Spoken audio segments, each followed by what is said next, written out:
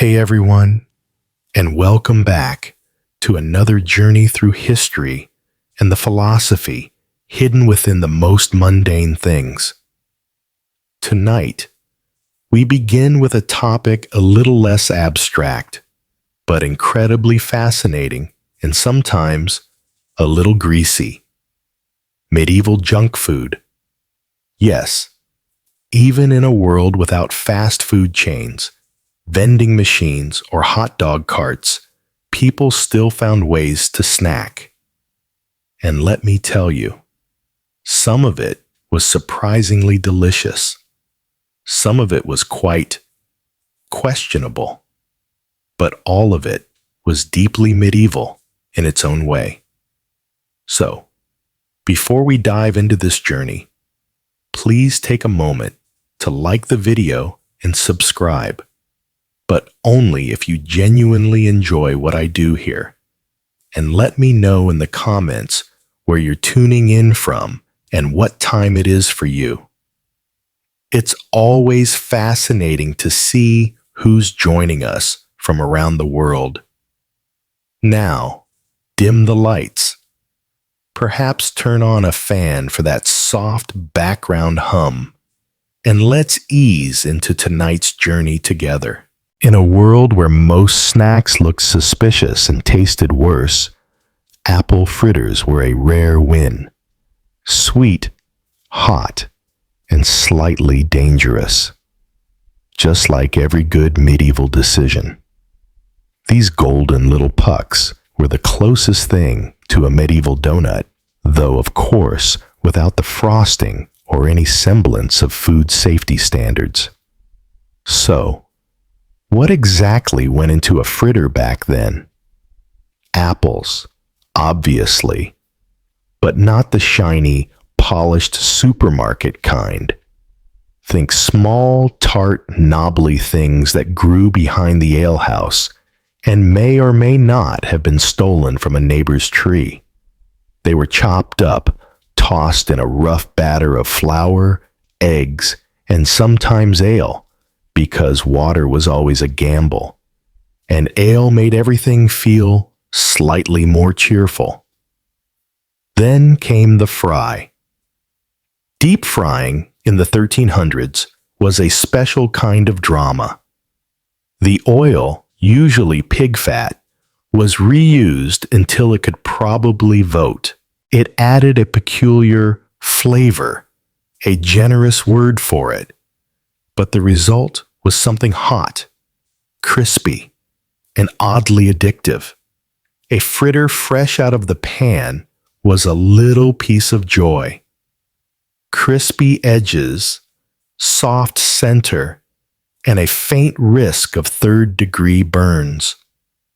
If you were lucky and rich, it might be dusted with imported sugar, a luxury that doubled as a social flex.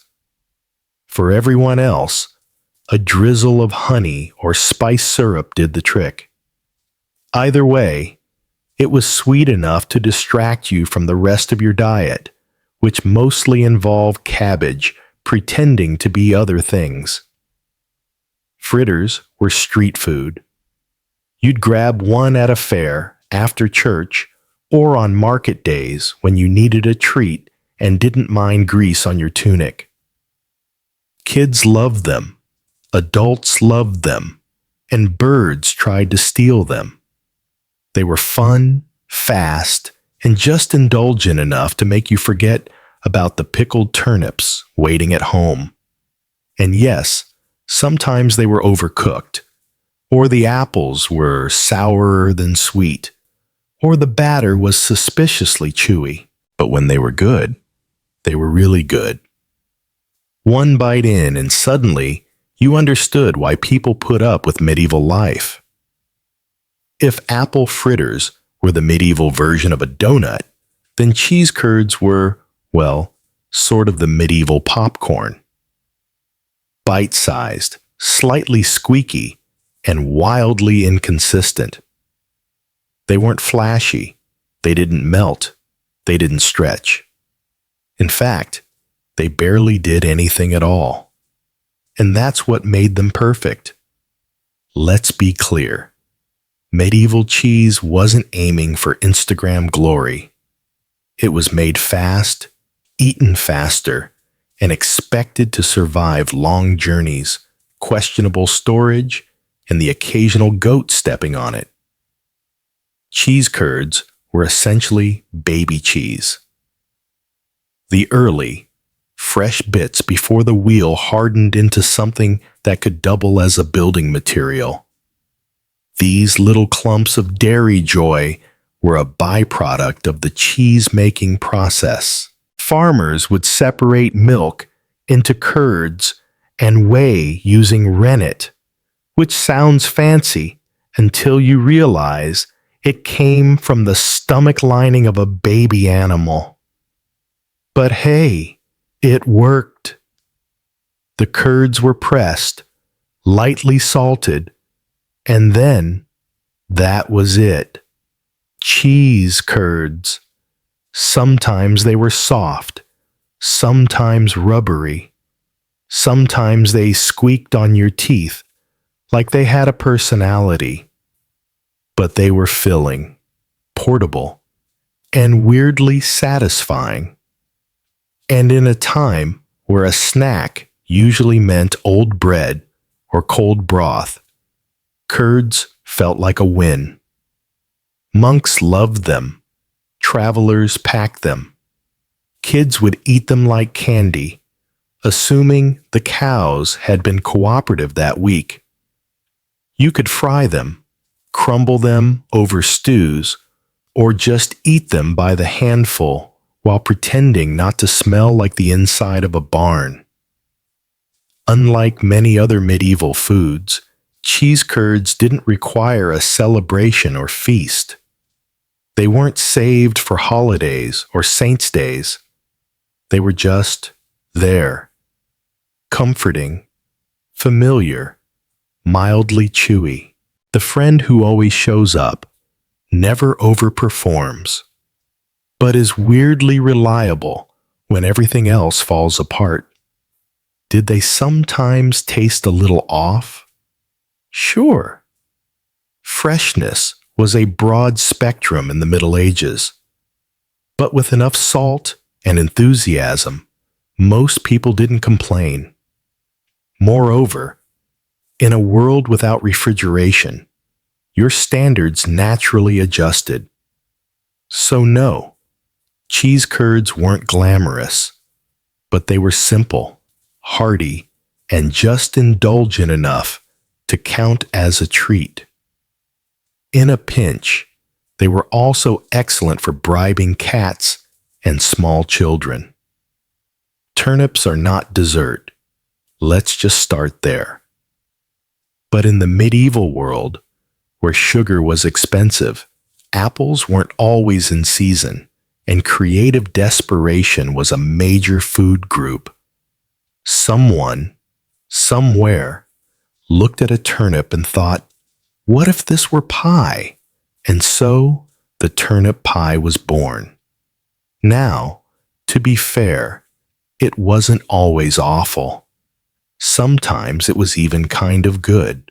Imagine mashed turnips, hopefully tender, blended with a bit of egg, maybe some honey or dried fruit. If the cook was feeling generous, then baked inside a sturdy crust made of flour, water, and plenty of ambition. The result, surprisingly, was edible. At best, it was warm, a little sweet, and had that vaguely comforting root vegetable meets pudding vibe. At worst, it tasted like someone had mistaken livestock feed for a baking ingredient and just rolled with it. Turnip pies were popular for two main reasons. Turnips were cheap, and pie crust could hide a multitude of sins. Whether the turnips were overripe, undercooked, or suspiciously bitter, once you baked them into a pie and added a drizzle of honey, it became peasant cuisine with aspirations. Was it cheesecake? No, but it tried. And in medieval Europe, trying counted for a lot. You'd find these pies at fairs, feast tables, and in particularly enthusiastic monasteries where the monks had a little too much free time and a lot of extra root vegetables. Some recipes even added spices. Nutmeg, if the abbey was rich. Pepper, if the cook was a bit chaotic. Occasionally, raisins made an appearance, only confusing people further. Nobles didn't eat turnip pie unless they were slumming it for fun, or pretending to relate to the common folk for political reasons. But for everyone else, it was dessert, sort of. More like an afterthought with pastry. And despite its questionable logic, the turnip pie endured. People liked it. Or at least, they didn't dislike it enough to stop making it. It was cheap, filling, and mildly sweet, which for medieval food was basically revolutionary. If the medieval world had a comfort food MVP, it was the meat pasty. A handheld pie stuffed with seasoned meat, tucked into a folded crust, and baked until it was golden brown or slightly scorched. Basically, a medieval hot pocket, minus the microwave, and plus a genuine sense of danger. The beauty of the pasty was its portability. You could eat it on the road, in the fields, or while watching a public execution, whatever the day demanded. Wrapped in a thick pastry crust, it stayed warm for a while and protected the contents from dirt, rats, and the occasional peasant sneeze. But let's talk about that filling. Meat in this case was a flexible term. If you lived near a manor or a hunting estate, you might get pork, mutton, or venison, actual recognizable meat. If not, well, options expanded dramatically. Rabbit, pigeon, eel, hedgehog, anything that once had legs or slithered could be diced, seasoned, and hidden inside pastry with plausible deniability. Spices were often used to enhance flavor, or more realistically, to distract you from the actual flavor of the meat. Pepper, sage, and garlic helped, but they couldn't completely hide the fact that the meat might have been resting for a few days longer than it should have. Still, in a time when refrigeration was a fantasy and lunch was often just bread and onions, a meaty pasty felt indulgent. There were even vegetarian versions, filled with root vegetables, leeks, or cheese for fasting days or the particularly devout. But make no mistake, the meat ones were the crowd pleasers. They were greasy, hot, and comforting. You didn't ask what was inside. You just ate it and hoped the cook had been in a good mood. And if you're wondering, yes. People sometimes mark the crust with initials or symbols to claim ownership, especially among miners and laborers. In some places, the crust was made extra thick along one edge so it could be held with dirty hands and then discarded for spirits, or more realistically, for rats. So, were they good? Often, yes. Were they mysterious? Always. But that was part of the charm. You didn't eat a meat pasty to feel safe. You ate it because it tasted good, and you were ready to accept the consequences. In a world where brushing your teeth meant rinsing with wine and hoping for the best, candied fennel seeds were the closest thing medieval folks had to breath mints. Tiny, sugary, and vaguely herbal, they were part treat, part digestive aid, and part dental hazard, all wrapped up in a single, oddly satisfying crunch. These little seeds were typically coated in a hard shell of sugar, which was no small feat in the Middle Ages. Sugar had to be imported, boiled, beaten, and poured by hand, meaning someone, somewhere, really believed in the potential of these tiny snacks. They were especially popular in noble households where guests might be handed a small dish of them after dinner to freshen the mouth and probably to distract from the mutton still clinging to their molars. Flavor-wise, fennel seeds had a strong, licorice-like bite. You either loved them or politely swallowed them whole and nodded in gratitude. The sugar coating helped, but there was always that unmistakable herbal kick, the kind of thing that makes you feel both fancy and slightly confused. Candied seeds also had a job to do: digestion. People believed fennel helped settle the stomach, especially after a heavy meal involving 3 types of bird and an alarming amount of mead.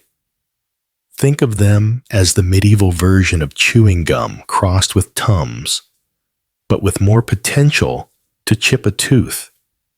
And yes, they were hard, like crack your molar if you're too confident, hard.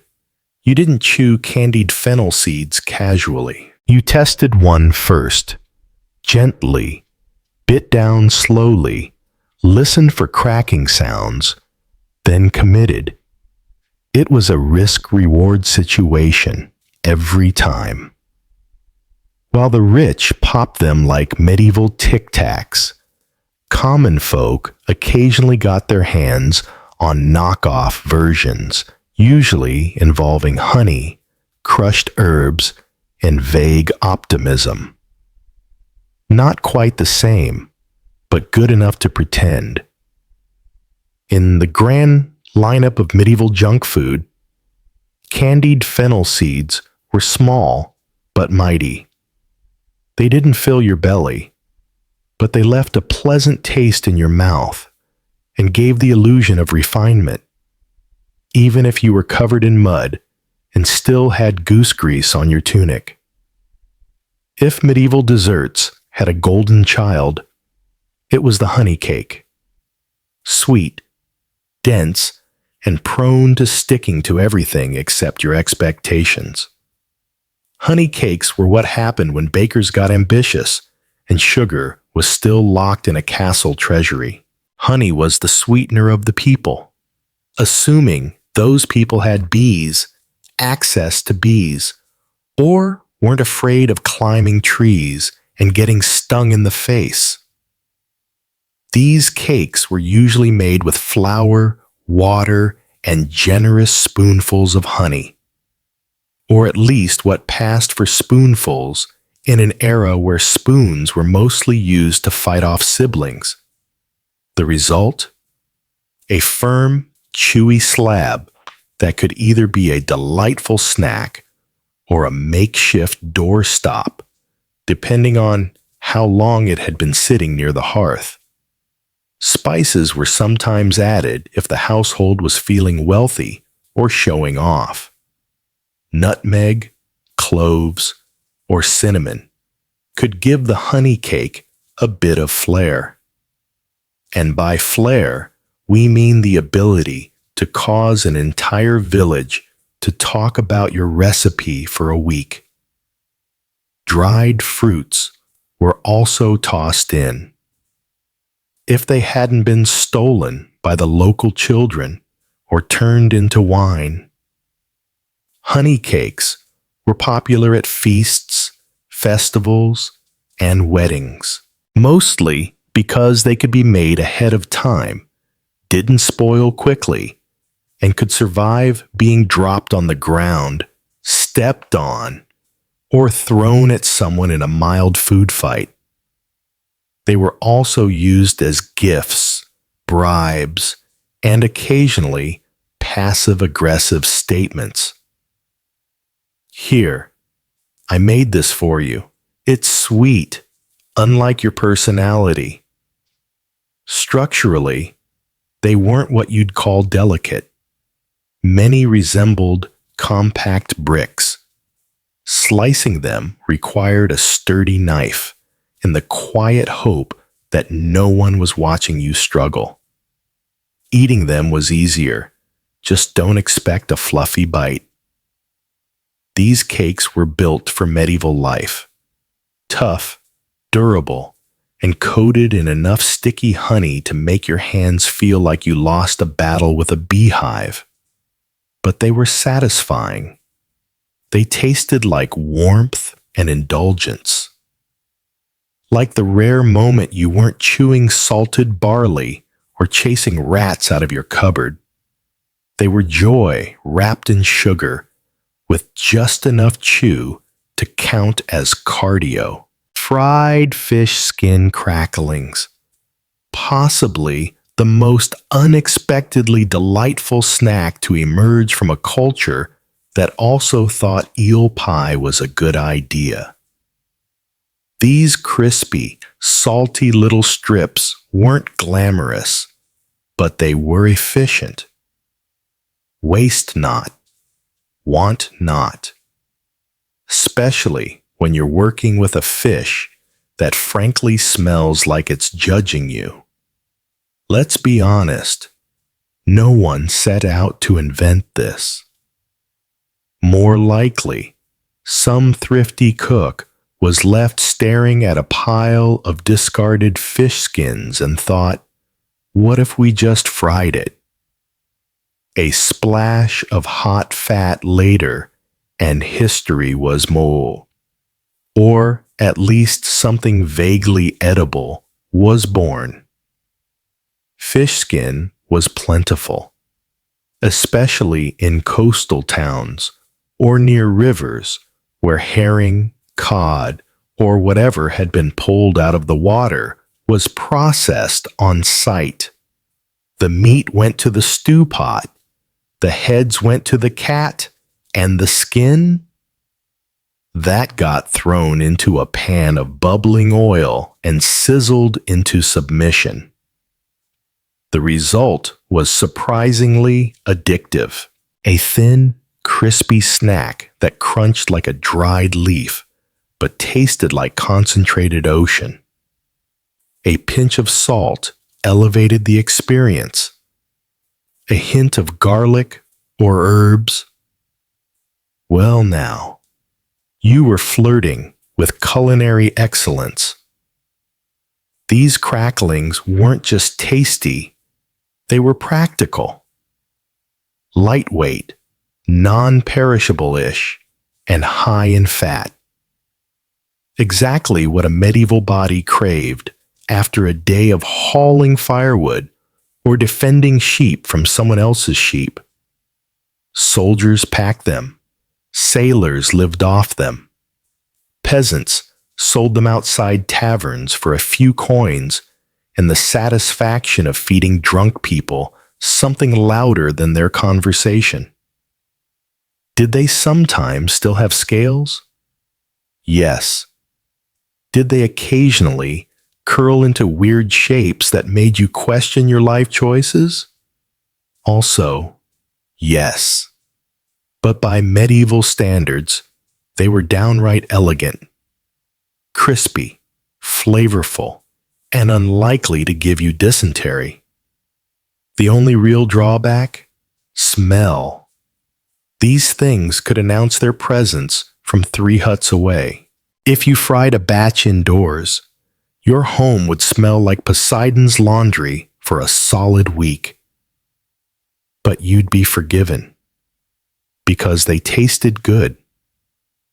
When life gave you stale bread and warm beer, you didn't cry. You made the most medieval snack imaginable: bread soaked in ale.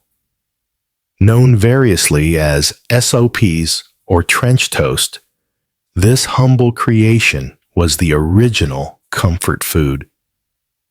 Think French toast, but without the eggs, sugar, cinnamon, or joy. Here's how it worked. You took yesterday's bread, the kind that could double as building material, and dunked it into a bowl of ale. Not fancy craft ale with notes of citrus and a hoppy finish. No, this was flat, low-alcohol medieval ale brewed in someone's smoky back room with the hygiene standards of a barn owl. The bread absorbed the ale like a sponge with trust issues. It softened, swelled, and transformed from a jawbreaker into something vaguely edible. Was it tasty? In the right light? With a good mood and low expectations? Yes, kind of. It was warm, Brady, and carried the gentle bitterness of fermented grain, which is to say, it didn't actively offend the palate.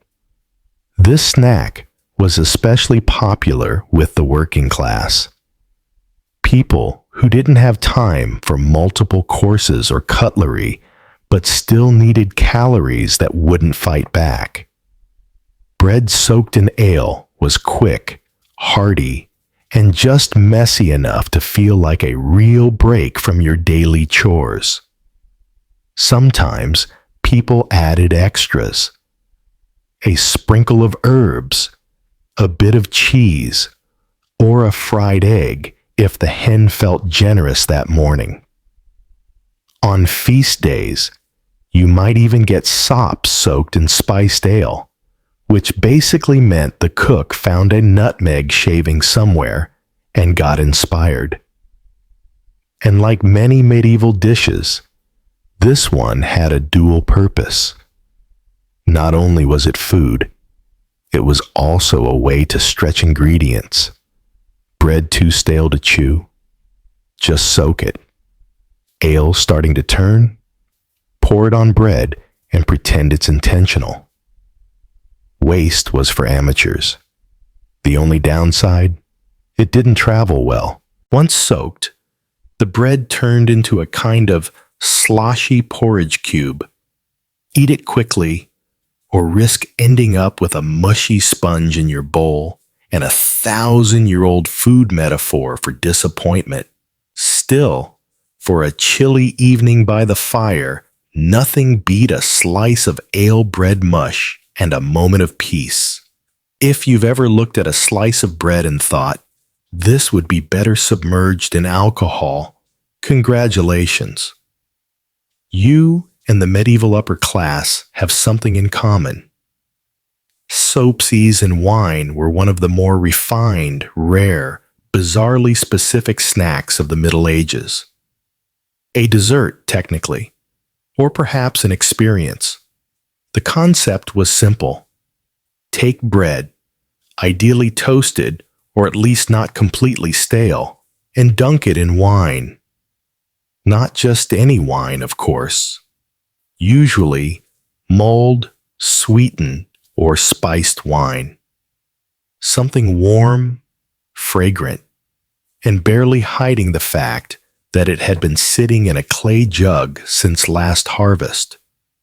Once the bread was sufficiently drenched, it was served as a soft, spoonable delicacy. Nobles called it elegant. Everyone else quietly wondered if the cook had just run out of ideas. This was not finger food. It was the kind of dish you ate with a spoon, very slowly, while pretending to be interested in lute music. It appeared at banquets, late-night feasts, and the kind of awkward dinner where no one wanted to talk about politics. So instead, they passed around soggy toast in a goblet.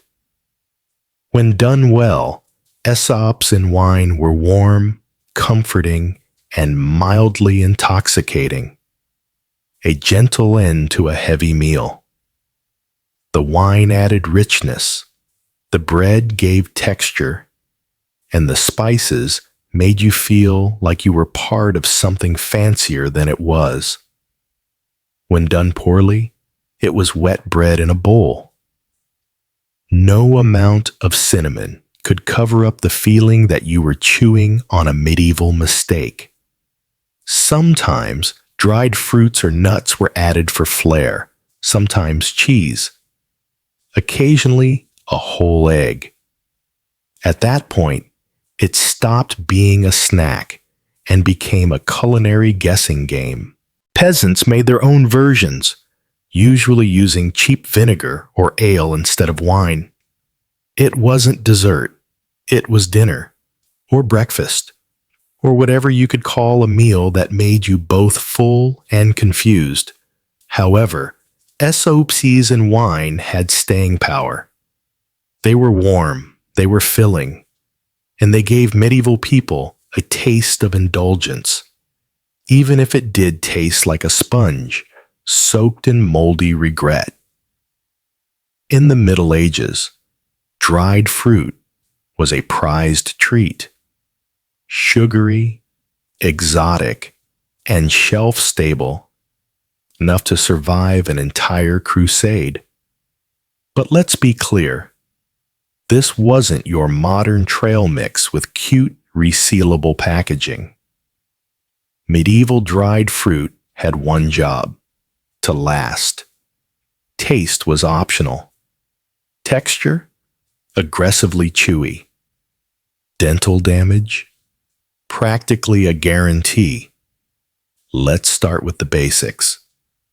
You had your usual suspects: raisins, figs, dates, and if you were really fancy, imported prunes. These were fruits that had been sun-dried, smoke-dried, or in some cases, just forgotten on a windowsill until they no longer qualified as moist. They were wrinkled, tough, and alarmingly dense, kind of like an edible time capsule from last harvest. The upside? Dried fruit was sweet, really sweet. Concentrated sugars turned these shriveled little things into medieval candy. Nobles loved them, monks hoarded them, and children treated them like rare loot from the kitchen. The downside? Chewing them was like fighting your own jaw muscles. Figs came with seeds that doubled as medieval dental floss. Dates were sticky enough to glue your molars together. Raisins stuck in your teeth for hours. There was no such thing as snacking quietly. Still, dried fruit had its moments. It was used in pies, added to porridge, or chopped up and thrown into honey cakes to create the illusion of variety. Rich folks might wrap them in pastry, drizzle them with rose water, or soak them in wine like they were trying to impress a guest from Florence.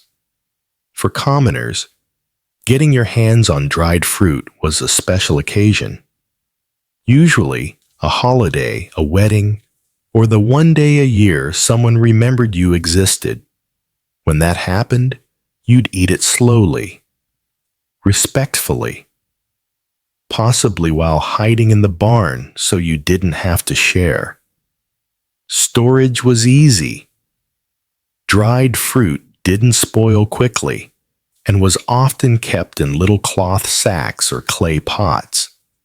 It hardened over time, yes, but that just turned it into a longer-lasting snack. Or possibly a projectile if you were creative and had younger siblings. In short, dried fruit was sweet, luxurious, and faintly dangerous. It stuck with you. Sometimes, literally. You wake up hungry.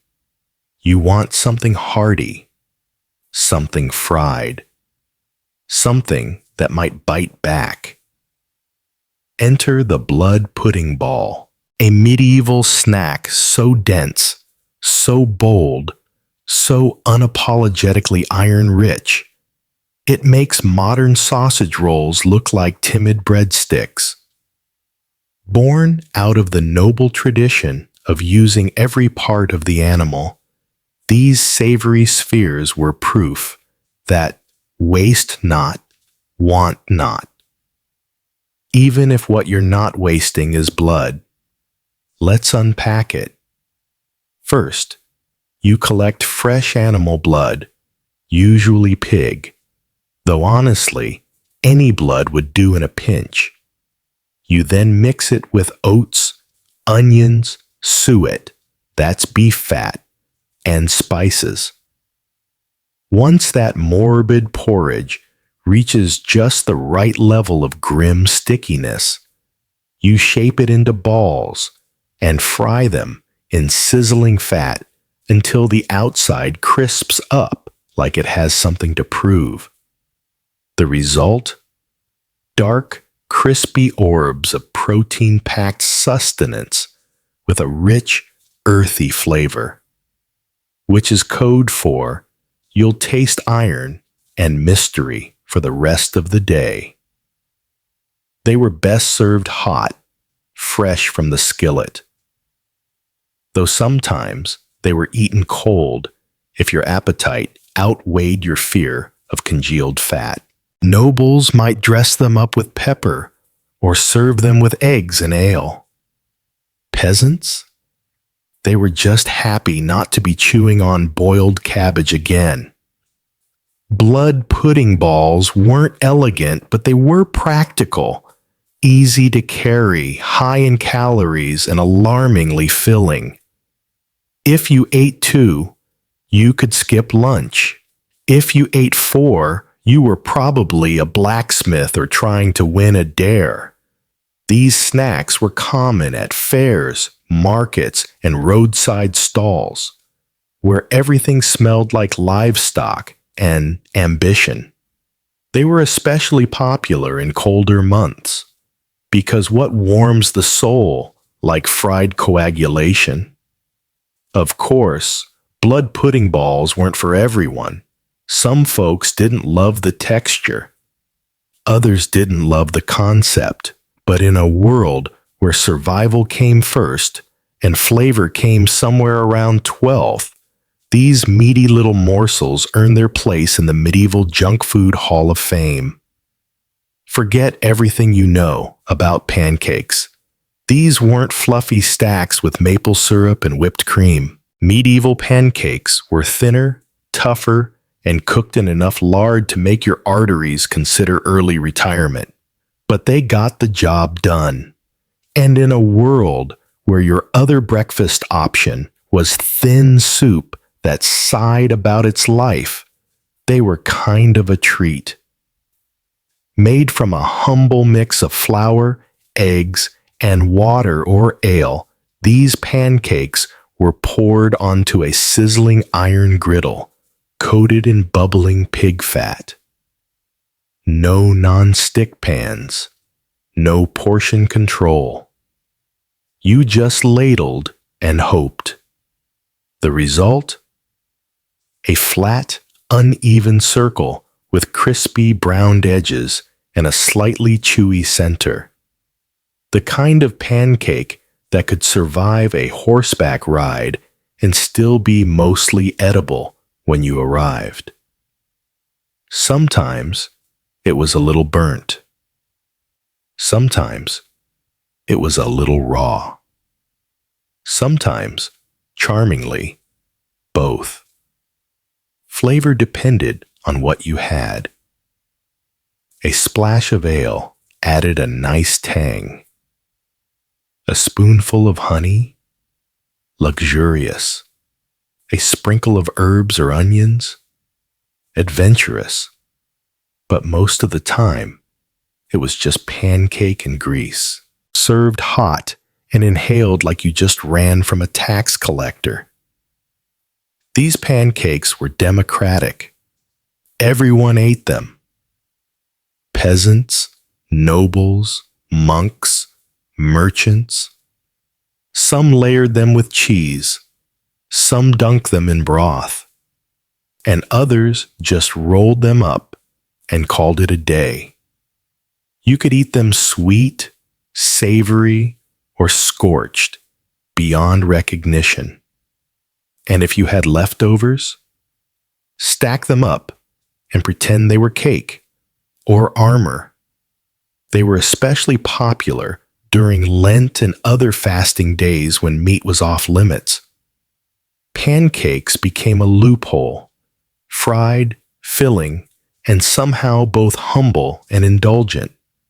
Plus, they made excellent vessels for disguising other ingredients that had no business being in your mouth. And while they might not have been beautiful, medieval pancakes had staying power. They didn't need praise. They just needed a hot pan and a willing stomach. Somewhere between a snack and a sacrament, we find the medieval wafer, a thin, crisp, suspiciously light biscuit that danced the line between dessert and dental challenge. Wafers were everywhere. Outside churches, at village fairs, in the hands of monks, and occasionally floating in your soup like a flat, holy crouton. Let's clarify. We're not talking about chocolate-dipped, cream-filled delights. Medieval wafers were made of flour, water, eggs, and not much else. If you were feeling fancy, you could add a dash of honey or rose water, but most stuck with the basics.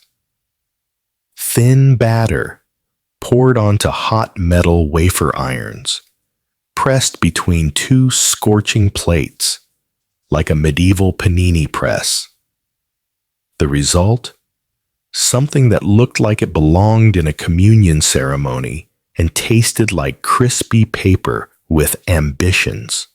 Wafers were popular because they were portable, fast to make, and, best of all, they could be sold in massive quantities for a tidy profit. Vendors would set up outside churches on feast days, waving stacks of warm wafers at the faithful as they left Mass. Buy now, sin later was not the slogan, but it was the general vibe. They were often shaped with religious symbols, floral patterns, or the vague imprint of a saint's face, depending on the iron mold and how tired the baker was. These designs didn't enhance the flavor, but they did give you something to stare at while chewing thoughtfully and pretending you weren't disappointed. Structurally, wafers were delicate. They cracked if you looked at them wrong and shattered if you tried to break them cleanly. Storing them was a challenge. Transporting them even more so, which made eating them outdoors a high-stakes affair involving crumbs, wind, and regret. Still, they were beloved. Light, crispy, and vaguely celebratory, wafers were the medieval version of treating yourself, without completely wrecking your digestion or your wallet. For nobles, they came stacked with fruit or layered with soft cheese. For everyone else, they were sold by the dozen in street stalls and eaten immediately before they disintegrated into edible confetti. Suck it. Even the name sounds sticky. This medieval treat was essentially fruit that had been boiled into submission, drowned in syrup, and sealed in a jar like a sweet little hostage. Think candied oranges, dates, or ginger. Coated in enough sugar to make your teeth tingle and your conscience whisper, you shouldn't be eating this.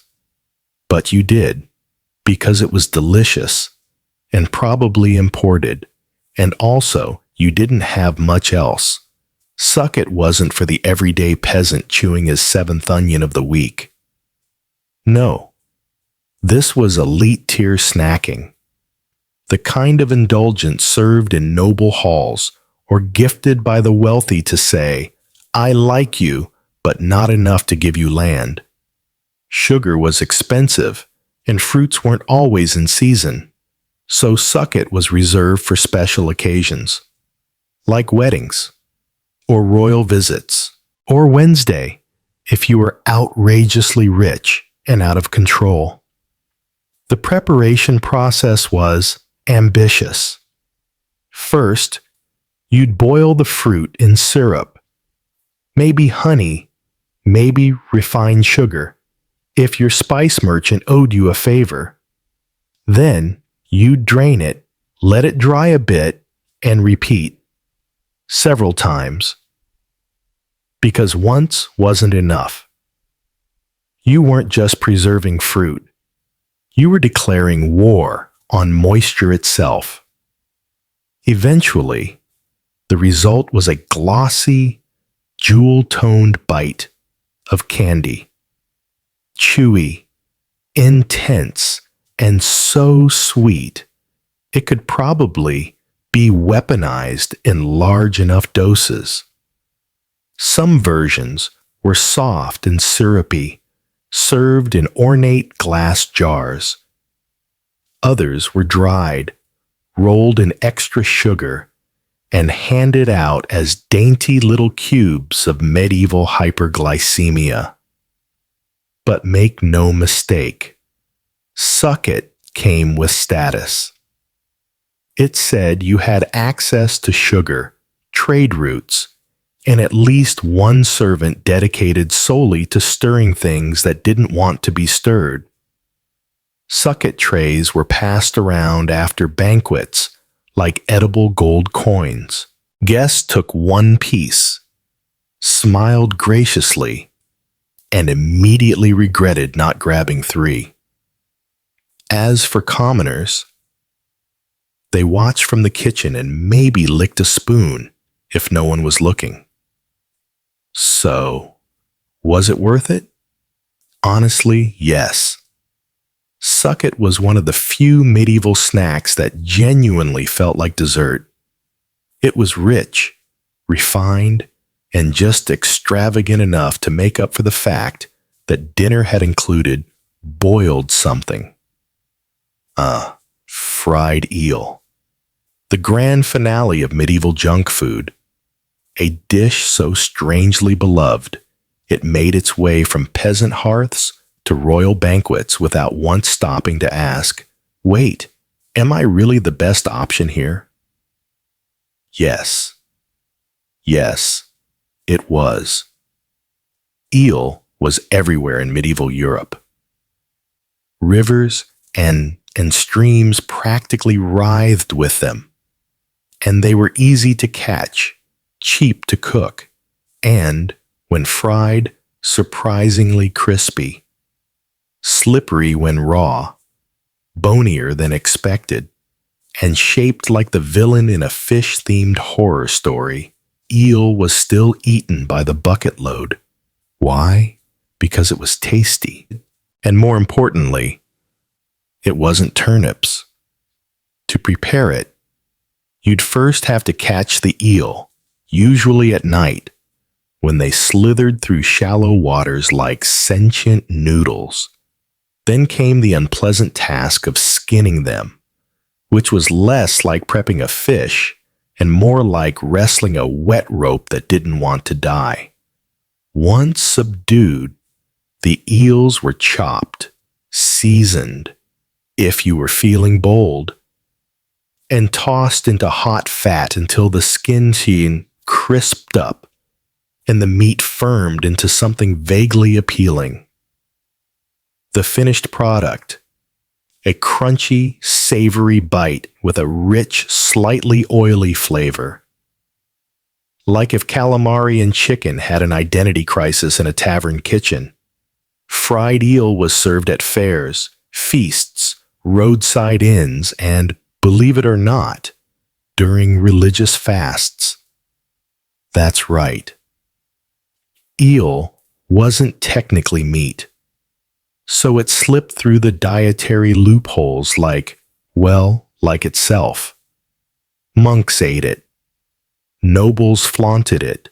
Kings had it stuffed into pies and paraded across banquets like the sea serpent it always wanted to be. Sure, it had bones. Lots of them. And yes, it occasionally wriggled long after death. But if you could get past that, and the haunting feeling that you were eating a villain from a cautionary folktale, fried eel was genuinely delicious. Crispy skin, tender inside, and just greasy enough to make you feel like you were living a little too dangerously for a Wednesday afternoon. Today, it might seem bizarre. Back then, it was a delicacy, a slippery little miracle that kept bellies full and menus weird. The dreams of ancient humanity, the fifth window to the universe. In the ancient world, Mesopotamia stood at the crossroads of mystery and mythology. And nowhere was this more evident than in how they viewed dreams. To the Sumerians, Akkadians, Assyrians, and Babylonians, a dream wasn't just a private, meaningless experience. It was a divine telegram, a supernatural email sent directly from the gods to the subconscious, and ignoring it, that was like leaving a message from Enlil unread. Dangerous. By around 2500 BCE, Mesopotamians had developed a full-blown system of dream interpretation, recorded on clay tablets in cuneiform script. These weren't bedtime novelties. They were used in statecraft, medicine, and religious rituals. Kings would delay wars if a troubling dream suggested bad omens.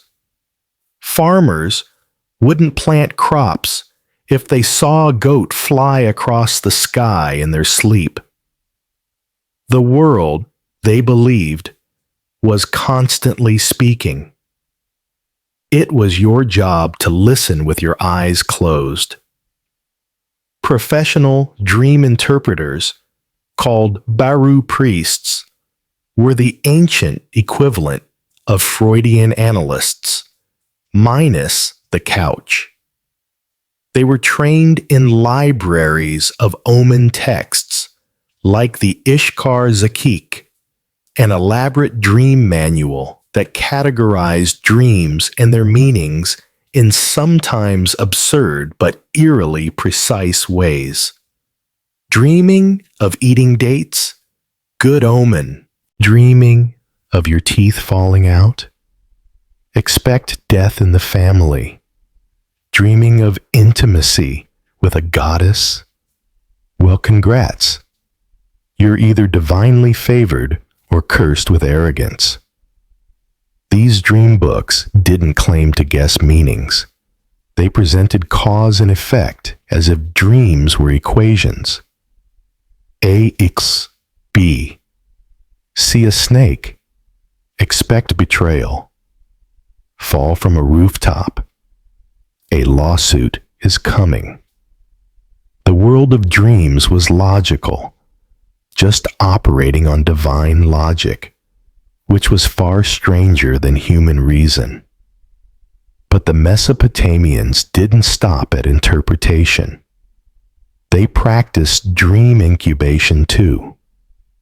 If a ruler wanted guidance from the gods, he might sleep in a temple under special circumstances.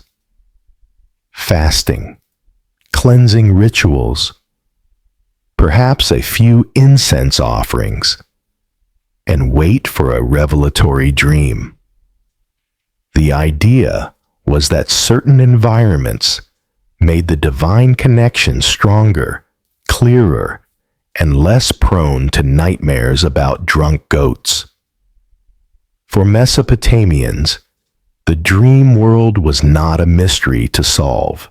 It was a realm to navigate with caution, reverence, and a very large clay tablet library. They believed the gods were always speaking. You just had to be asleep to hear them. In ancient Egypt, dreams weren't merely nightly occurrences. They were considered sacred texts in motion. The Egyptians believed that dreams were messages from the gods, ancestors, or even from one's own Ka, the spiritual double of a person. Every dream, good or bad, came with intent. It could warn, bless, instruct, or terrify. By the time of the New Kingdom, circa 1550s, 1070 BCE, the Egyptians had begun recording their interpretations in what would become some of history's earliest dream manuals. One of the most famous examples is the Ramesside Dream Book, written on papyrus and discovered in the village of Deir el-Medina. This wasn't light reading. It's essentially a divine diagnostic tool, listing hundreds of dreams and interpreting each based on whether the outcome would be favorable or disastrous. The logic, however, was not always intuitive. For example, if a man sees himself eating crocodile flesh in a dream, it means he will become a high official. Strange? Yes. But in Egyptian cosmology, the crocodile was tied to the god Sobek, who embodied strength and power. Eating crocodile meant absorbing divine traits. That's a promotion-worthy omen. Each entry in the dream book started with the phrase, "If a man sees himself," followed by a symbolic scenario. These weren't general guesses. They were drawn from centuries of ritual knowledge, personal visions, and temple tradition, and the interpretations were often binary, marked as good or bad in red and black ink. If your dream was classified as bad, it was time to light some incense and beg a priest to intervene. Priests in temple complexes, especially those serving healing deities like Serket or Thoth, sometimes offered services in dream incubation, where supplicants would sleep in the temple and await guidance or healing through visions. The idea was to open a divine channel through purification, prayer, and controlled sleep. This wasn't mere superstition. It was healthcare, divination, and theology rolled into one night's rest. Dreams also influenced magic and medicine. Amulets might be prescribed to fend off recurring nightmares. Specific rituals could be performed to erase a dream, much like you'd erase a curse. For the ancient Egyptians, the sleeping mind was not idle. It was a stage where gods, demons, and the spirits of the dead could appear and offer glimpses into hidden truths. If you had the wisdom and a priest to decode them. In the ancient Greek world, dreams were more than divine whispers. They were clinical appointments with the gods.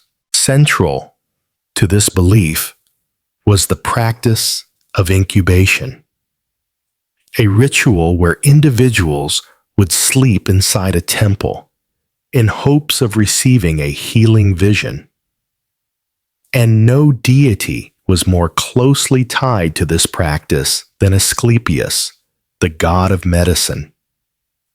At temples known as Asclepia, which dotted the Greek world from Epidaurus to Pergamon, the sick, the hopeful, and the desperate came seeking cures. But instead of pills or potions, they were prescribed sleep. Sacred, intentional, and performed under specific spiritual conditions. Before entering the temple's sleeping quarters or abaton, a person would undergo purification, bathing, fasting, and sometimes sacrificing an animal. Only after these rituals could they lay down on a stone bed and wait for the god to appear in a dream. The results? According to inscriptions and ancient testimonies, some patients dreamed of Asclepius touching them with his staff, or of snakes, his sacred animal, slithering over their bodies. They would awaken healed, or at least believe they had received divine instructions on what to do next. Whether these dreams were real, psychosomatic, or placebo-driven, the effects were profound. Greek physicians, including Hippocrates, acknowledged the value of dreams in diagnosis. They didn't dismiss them as nonsense. In fact, they believed the body could reveal its state through symbolic visions. A dream of flowing water might suggest kidney issues. A dream of being crushed could point to a chest ailment. In Hippocratic texts, dreams were often classified as either natural or divine. Natural dreams were caused by diet, digestion, or emotional stress. Divine ones, a whole other category, direct messages from the gods or the cosmos. But not all dream interpreters wore white robes and carried scrolls. The onirocraty, or dream readers, were the real stars of the public square. Using dream manuals, omens, and an enormous supply of interpretative flair, they translated dreams into warnings, blessings, or instructions. The most famous of these guides was the Onerocritica, written by Artemidorus of Daldis in the 2nd century CE, a book still studied centuries later. In Greece, the dream wasn't just a nighttime experience. It was a bridge between mortal and divine, body and soul, illness and healing. And if you were lucky, you'd wake up with a cure, and maybe a snake curled at your feet. Throughout the ancient world, one category of dream carried more weight than all others: the prophetic dream. These weren't just messages. They were warnings, revelations, or calls to action. For cultures spanning Mesopotamia, Egypt, Greece, and beyond, Prophetic dreams were sacred transmissions from a higher plane, direct links to gods, fate, or the mysterious mechanisms of the cosmos. In the ancient Hebrew tradition, prophetic dreams were a recognized and respected channel of divine communication. The Old Testament is filled with examples. Think of Joseph, son of Jacob, who dreamed of sheaves of wheat bowing before his own, a symbol of his future rise to power. Later, as an interpreter of Pharaoh's dreams in Egypt, he predicted 7 years of plenty followed by 7 years of famine. That one dream of cows, fat and thin, altered the course of Egypt's economy. Joseph didn't just read dreams. He became a national strategist by doing so. Likewise, in Mesopotamia, kings often received dreams that foretold victory, disaster, or divine favor. The Assyrian king Ashurbanipal claimed he saw the gods in his dreams, guiding him to success in war and governance. Prophetic dreams were seen as confirmation that a ruler had divine legitimacy, essential in a world where the line between king and deity was thin. The Greeks, too, recognized this prophetic potential. Dreams were categorized. Those from the subconscious were called enipnean, but those that revealed truth were called oneroi, alethanoi. These were not taken lightly. Before major decisions, founding a city, declaring war, launching a voyage, Greek leaders often consulted dreams, or those trained to interpret them.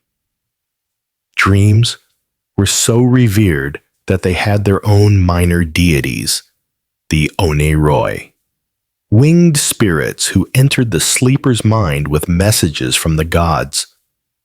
Even the Romans, typically more pragmatic, took prophetic dreams seriously. The Emperor Augustus was said to have dreamt of future glory, and even Nero consulted dream interpreters during his reign. Perhaps not enough, considering how that turned out. The Roman general Scipio Africanus, before defeating Hannibal, reportedly had a dream of victory sent by the spirits of his ancestors. In ancient societies, prophetic dreams weren't side notes. They were tools of power, instruments of policy, and evidence of divine selection. The fate of nations, the health of empires, and the rise of legends often began with something as simple as a whispered vision in the dark. While Greek Asclepian temples are the most famous, ancient dream incubation was not exclusive to Greece. In Anatolia, modern-day Turkey, dream healing thrived in a rich blend of Hittite, Phrygian, and later Greco-Roman traditions, with temples and sacred sites dedicated to facilitating contact with divine forces through sleep. The most fascinating example comes from the cult of Men, a Phrygian lunar god associated with healing, cycles, and, naturally, dreams. His temples often sat on hills, facing the night sky, as if positioned to catch lunar messages beamed down into the dreams of supplicants. people suffering from physical ailments, spiritual unrest, or uncertainty about their futures would come to these shrines to practice incubation, ritual sleep, with the hope of receiving a curative or guiding dream. The process was similar to what we saw in Asclepian practices, but Anatolian incubation had its own twists. Worshippers would sometimes walk labyrinth paths or sleep beneath celestial carvings, believing their proximity to sacred geometry would focus divine messages. Music, incense, and chant were often used to tune the sleeper's mind to the divine frequency. This wasn't sleep for rest. It was sleep as spiritual reception. Texts from the region also mention dream priests, spiritual specialists trained to guide and interpret these visions. Some would even seed dreams, suggesting imagery or symbols before sleep to shape the encounter. For example, someone wanting a vision of their future child might sleep with a carved fertility idol under their pillow. If they dreamt of a lion, the priest might declare that a brave son was on the way. If they dreamt of rain, a daughter, blessed by growth and wisdom. Hittite records also reference divine encounters in dreams, especially among royalty. Kings and queens received strategic advice, healing knowledge, and occasionally harsh warnings from the gods in their sleep. One dream reportedly instructed a queen to adopt a foreign goddess into her shrine, an early example of divine diplomacy. Dream incubation in Anatolia wasn't just personal. It was communal and cosmic. Pilgrims traveled long distances, often forming temporary healing communities, bound not by blood, but by shared vulnerability and hope. And through sleep, they believed the gods could reset the course of their lives. In Anatolia, to dream wasn't passive. It was an act of ritual participation, where healing and prophecy flowed not from logic, but from the silent language of sleep. By the 2nd century CE, the ancient art of dream interpretation had matured into a disciplined craft, and one man took it upon himself to systematize it all. Artemidorus of Daldis, a Greek from Asia Minor, Artemidorus wrote the Onerocritica, the most comprehensive and influential dream manual of the ancient world. And unlike mystical scribes who veiled everything in divine mystery, Artemidorus approached dreams with the methodical precision of a scholar and the curiosity of a streetwise psychologist. The Oneirocritica wasn't some mystical pamphlet.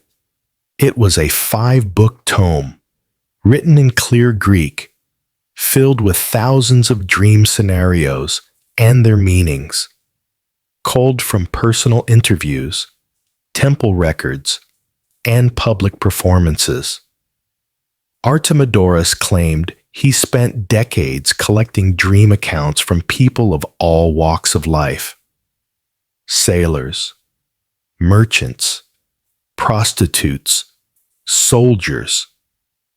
His logic: if you want to understand the soul of a culture, Listen to its dreams. He organized dreams into categories: actions, animals, professions, bodily functions, even types of relationships. Dreaming of flying, that could suggest freedom or arrogance. Dreaming of being naked in public, depending on your social class, it might mean shame or future power.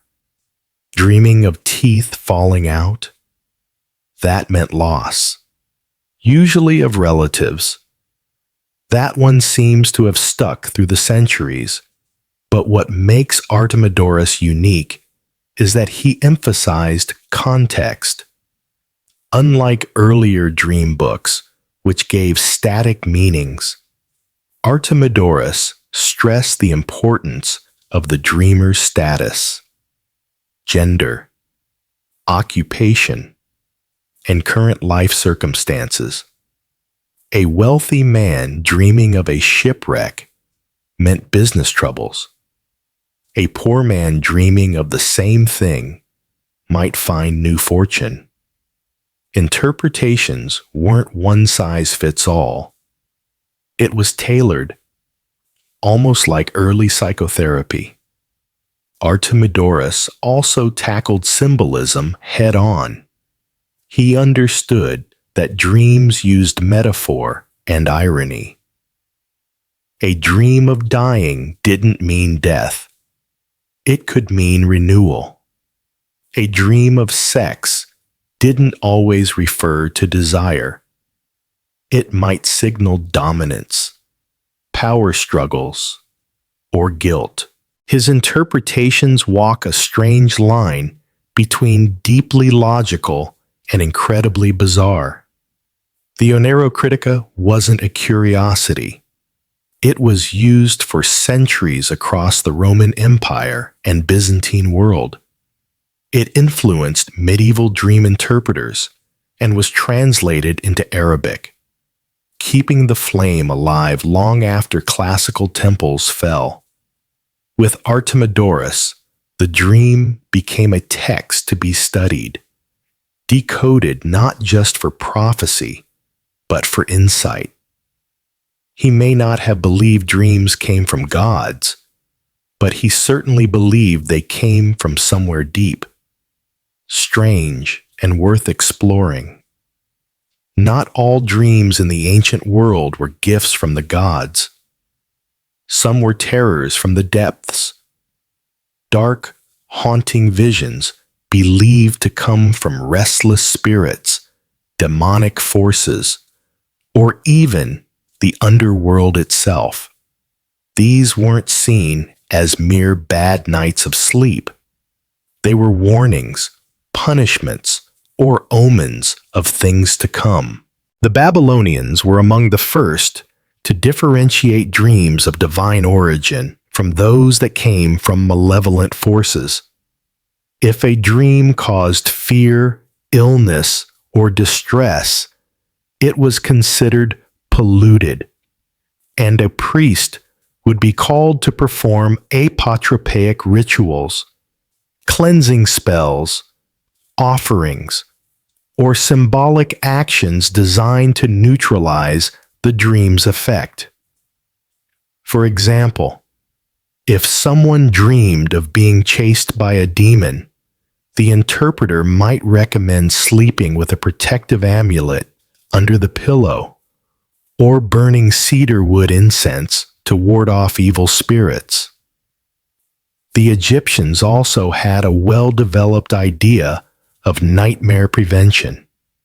Certain dreams were believed to be caused by malicious entities, including the dead. Amulets bearing the eye of Horus or images of Bes, the dwarf god who protected households from dark forces, were warned to guard against these attacks. Some people even recited dream-erasing spells upon waking, treating the nightmare as a contagious curse that had to be spoken out of existence. before it could manifest in the physical world. In Greek thought, nightmares often signified a message not from the Olympians, but from chthonic deities, gods of the earth and the underworld. Hades, Persephone, and even the terrifying Erinyes, Furies, could appear in dreams to express divine displeasure or signal a crime left unpunished. Dreamers who ignored these warnings did so at their peril. The philosopher Plato, in the Republic, even described the dream as a battleground between reason and appetite, where the lower parts of the soul ran wild.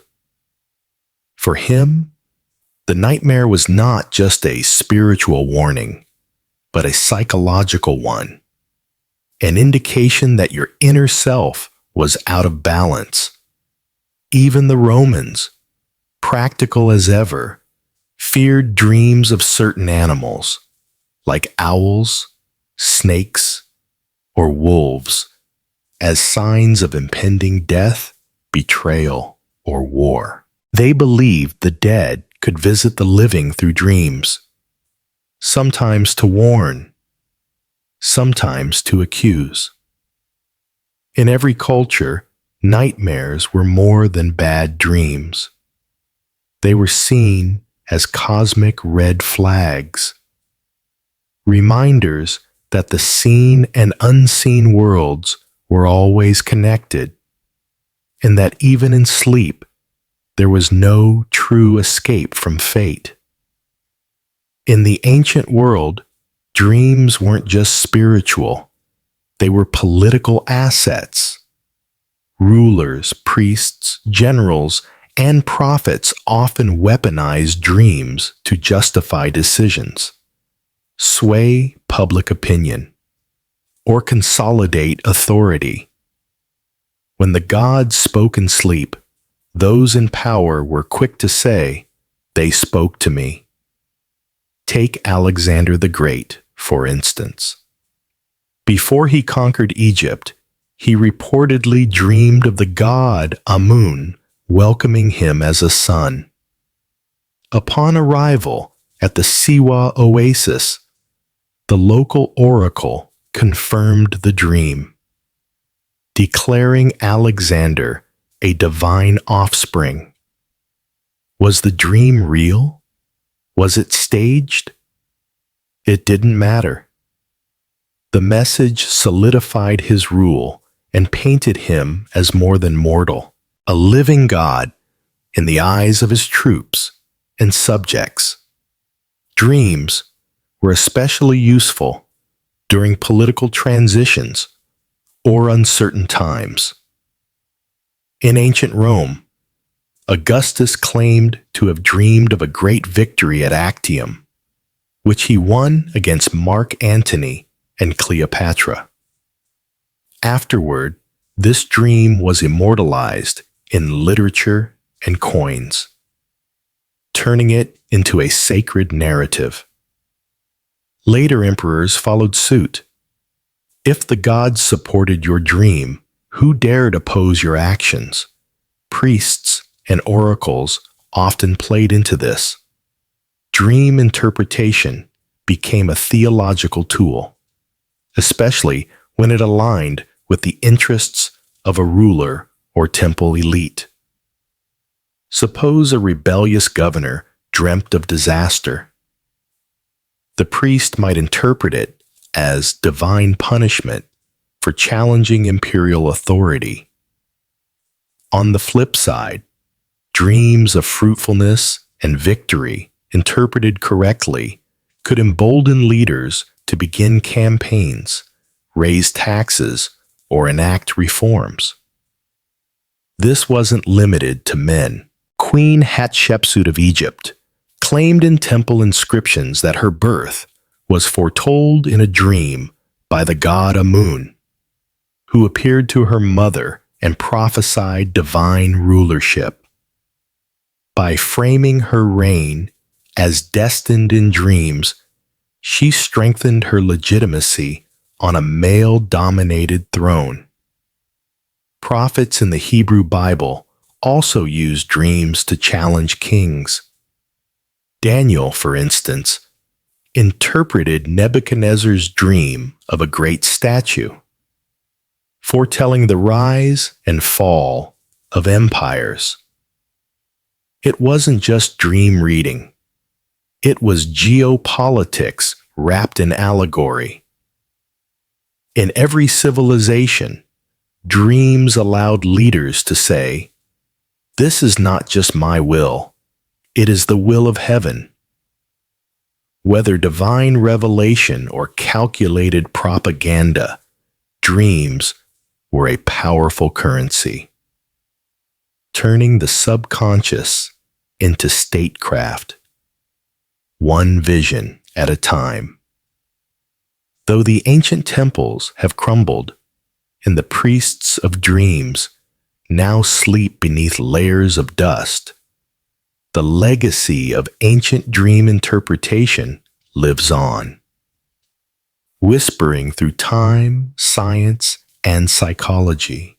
Much of what we believe today about dreams, our fascination with symbolism, recurring motifs, even nightmares, has roots in ancient frameworks that tried to make sense of the sleeping mind. The medieval world inherited these traditions wholesale. Islamic scholars translated the Onerocritica of Artemidorus into Arabic, refining and expanding on it. In Islamic mysticism, dreams became deeply respected as means of divine guidance. Meanwhile, Christian monks and theologians began cataloging dreams of saints and martyrs, visions that often predicted future miracles or divine justice.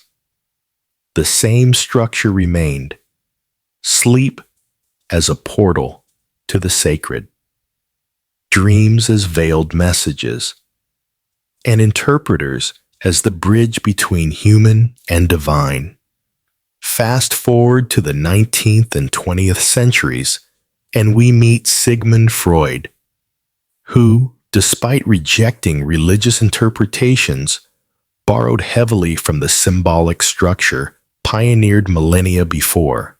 In The Interpretation of Dreams, 1899, Freud argued that dreams expressed repressed desires and fears, but he still used ancient tools: metaphor, symbol, narrative.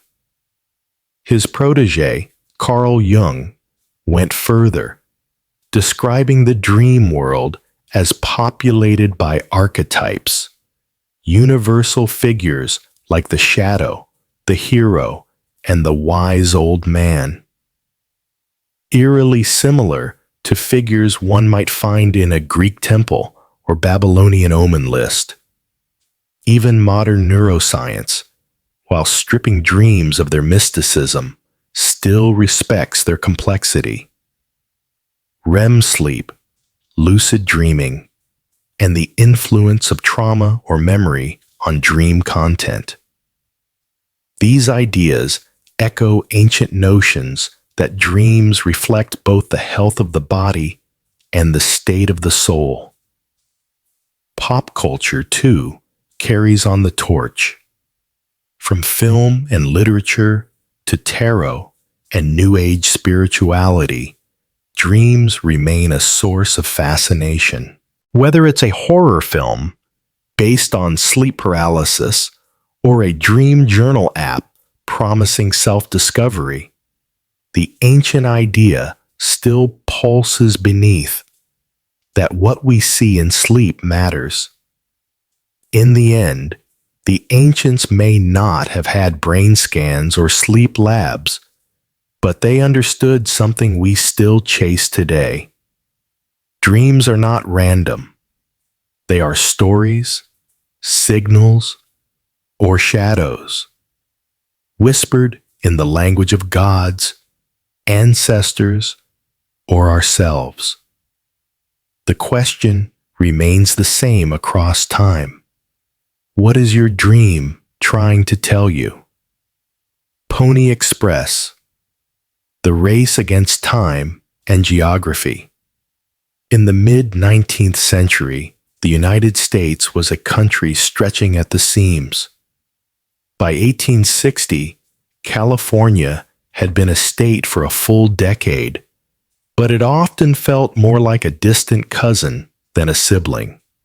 The eastern half of the country buzzed with cities, telegrams, and railroads, while the western frontier remained rugged, remote, and painfully disconnected. A letter from New York to San Francisco could take 3 to 4 weeks, or sometimes longer, if storms, delays, or bandits got in the way. And that's if it arrived at all. Mail routes at the time were as convoluted as they were inefficient. The most common path involved ships carrying mail down the Atlantic, across the Isthmus of Panama, then back up the Pacific coast. A journey filled with delays, tropical diseases, and logistical nightmares. Meanwhile, the overland route via stagecoach was slow, perilous, and frequently bogged down by muddy trails, snowbound passes, or attacks from outlaws and hostile terrain. This lag wasn't just an inconvenience. It was a political problem. The federal government worried that California, increasingly isolated, might drift away in spirit or loyalty. In an era where secession was already on the horizon, maintaining unity across the continent was not just ideal. It was urgent. Entrepreneurs and visionaries began floating bold solutions, none bolder than the idea of creating a central relay system using the one thing the American West had in abundance: open land and fast horses. If skilled riders could gallop across the country in shifts, swapping horses at stations every 10 to 15 miles, maybe, just maybe, they could cut delivery time from weeks to just 10 days. That was an insane proposal.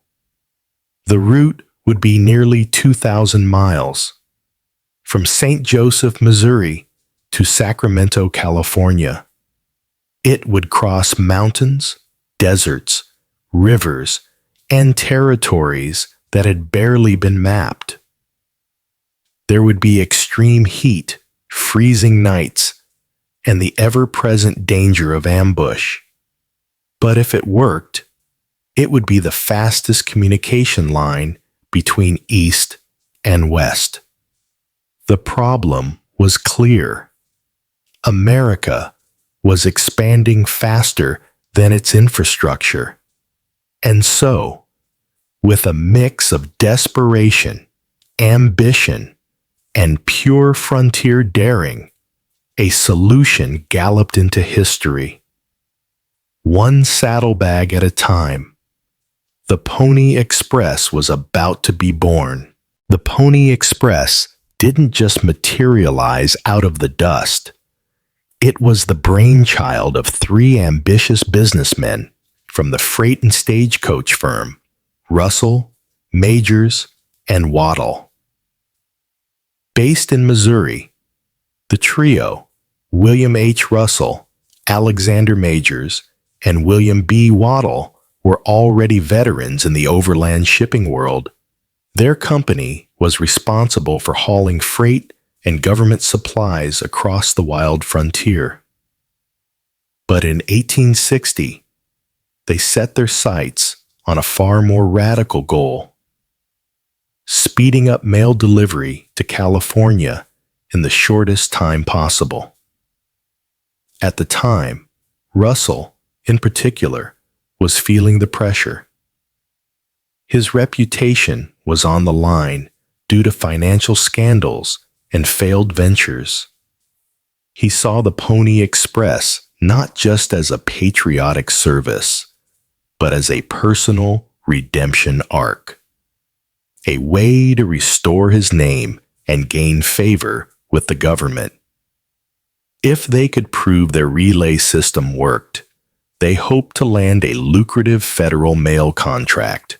Alexander Majors brought the logistics brain. A devout and meticulous planner, he demanded discipline from his employees, even requiring riders and station masters to swear oaths against drinking and cursing. He also developed a highly structured system for the express. Stations would be built every 10 to 15 miles, larger home stations every 75 to 100 miles. And the entire route would be maintained like a military operation. William B. Waddell, the quietest of the trio, provided the legal and financial backbone. While Russell was the salesman and Majors the operational genius, Waddell kept the books and ensured the company stayed afloat. At least for a while. Together, the three poured hundreds of thousands of dollars into the venture.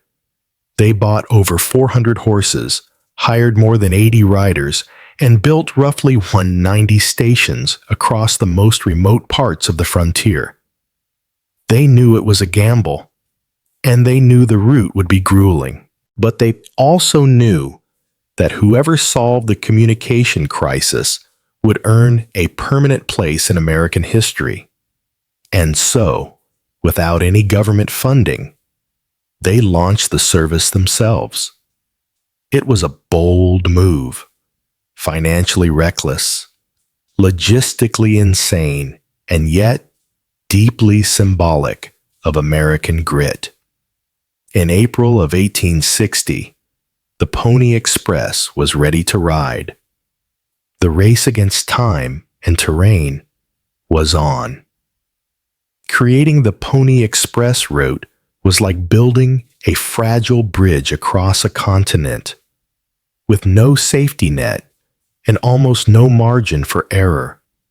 The full distance spanned nearly 2,000 miles, stretching from St. Joseph, Missouri, to Sacramento, California. Through a dizzying array of landscapes, rolling plains, mountain ranges, high deserts, and dangerous river crossings.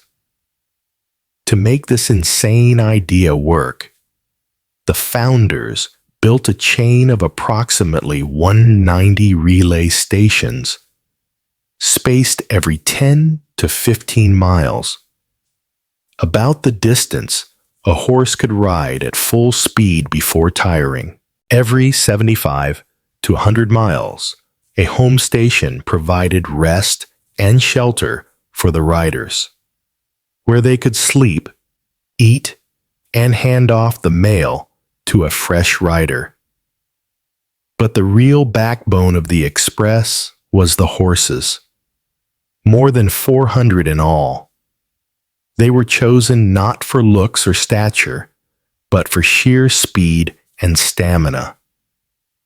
In the East, fleet-footed thoroughbreds ruled the prairie. In the rugged West, compact and hardy Mustangs carried the mail across the mountains and desert. These were the Ferraris of the frontier. Riders would gallop at full speed, jump off mid-stride, and leap onto a fresh mount in a matter of seconds. Each station had to be manned, stocked, and secure. Some were little more than sod huts or wooden shacks. Others were fortified structures surrounded by barbed fencing and guarded by station keepers with rifles. Supplies, water, feed, and food had to be transported in advance. This meant months of preparation, and it all had to be done in some of the most remote, inhospitable land in America. Weather posed one of the biggest threats. Riders would endure snowstorms in the Sierra Nevada, sandstorms in the Utah desert, and brutal summer heat on the Nebraska plains. Wild animals, swollen rivers, and collapsing trails were daily hazards. And then there were human dangers, bandits, outlaws, and the rising tensions of conflict with Native American tribes. But despite the chaos, the system worked. With riders swapping every 75 to 100 miles, and fresh horses every 10 to 15, the mail flew across the continent in as little as 10 days. A revolutionary speed. It was a logistical miracle stitched together by courage, sweat, and raw determination. In a land where miles meant isolation, the Pony Express stitched together a fragile thread of connection, one hoofbeat at a time. On April 3rd, 1860, the Pony Express made its historic debut. In St. Joseph, Missouri, a crowd gathered at the stables of the Pikes Peak Stables building, buzzing with excitement. The inaugural rider, most likely Johnny Fry, though records are somewhat disputed, mounted his horse, took the leather mochila, a specially designed mail pouch, and dashed off westward at breakneck speed. The crowd cheered, cannons fired, and just like that, a new chapter in American history thundered to life. The mailbag Fry carried weighed around 20 pounds, filled with letters, newspapers, and telegrams bound for California. A telegram message had already been wired from Washington, D.C., and would now travel the rest of the way on horseback, symbolizing the union of technology and raw human effort. At the same moment, a counterpart in Sacramento rode eastward, launching the bidirectional relay. Between them stood nearly 2,000 miles of wilderness, 190 stations, and some of the harshest terrain North America had to offer. And they planned to cross it in just 10 days. Each rider on the route carried the mochila from one station to the next, leaping off a lathered horse and onto a fresh one in under 2 minutes. The mochila was ingeniously designed. It had 4 locked pouches and could be quickly slipped over the saddle horn without unstrapping anything. Speed was everything.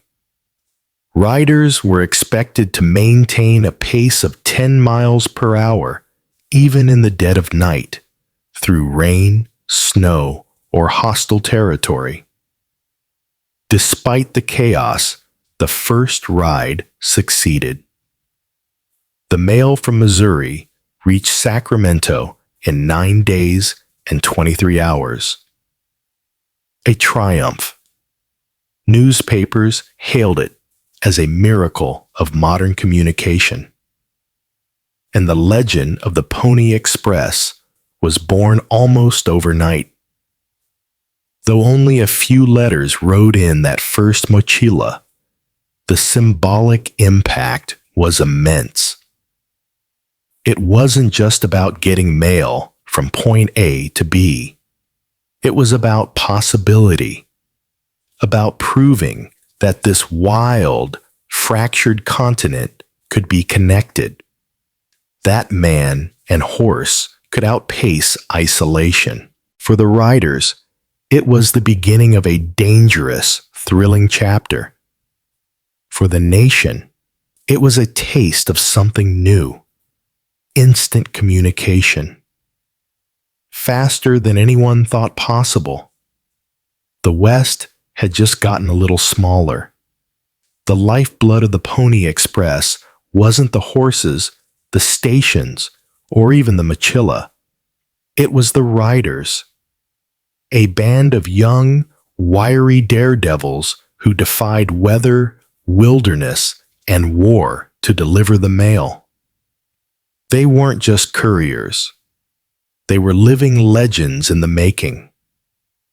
The typical Pony Express rider was no older than 18, often closer to 16. They were light, usually under 125 pounds, so as not to weigh down the horses. Speed and endurance were everything. The now famous recruitment ads allegedly read, "Wanted, young, skinny, wiry fellows not over 18. Must be expert riders, willing to risk death daily. Orphans preferred." While the wording is likely apocryphal, the spirit behind it was absolutely real. These young men rode 75 to 100 miles per shift, changing horses at every station, but never resting until they'd passed the mochila to the next rider. They often rode at night, through torrential rain, snowstorms, or scorching heat. They carried revolvers and rifles, but against bandits or hostile attacks, their best defense was speed. Many of them traveled alone, unarmed, relying entirely on their ability to outrun trouble. Some riders became folk heroes. Pony Bob Haslam once rode 380 miles in under 2 days to deliver mail during a violent Paiute uprising, despite being wounded by arrows. William Buffalo Bill Cody, who would later become a Wild West showman, claimed to have ridden for the Express at age 15, though historians debate the accuracy of that tale. Regardless, the reality was already dramatic enough. Riders had to navigate the Rocky Mountains, cross the Great Basin Desert, and brave territories where the slightest mistake could mean freezing, drowning, or vanishing without a trace. And yet, the service maintained an astonishing reliability rate. Even in the harshest conditions, only one mochila was ever lost. Despite the danger, many riders loved the job. They were paid well for the time, $100 to $150 per month, a small fortune for a teenager. And they relished the thrill, the speed, and the sense of purpose. They weren't just riding mail. They were stitching the country together. The riders of the Pony Express were more than messengers. They were symbols of American courage, endurance, and tenacity, galloping through myth and memory with every hoofbeat. And for 18 unforgettable months, they proved that no frontier was too wide to cross. Riding for the Pony Express wasn't just a job. It was a daily gamble with death. The riders faced a gauntlet of perils that would have made most grown men turn back. And yet, these mostly teenage boys pressed forward through nature's wrath, armed enemies, and a land that often seemed determined to swallow them whole. One of the most persistent threats came from the environment itself. Riders braved blizzards in the Sierra Nevada, sandstorms in the Utah desert, and brutal summer heat on the Nebraska plains. Slipping off a horse in freezing conditions could mean hypothermia. One wrong move in a swollen river could end in drowning. And many came dangerously close. Then there were the animals.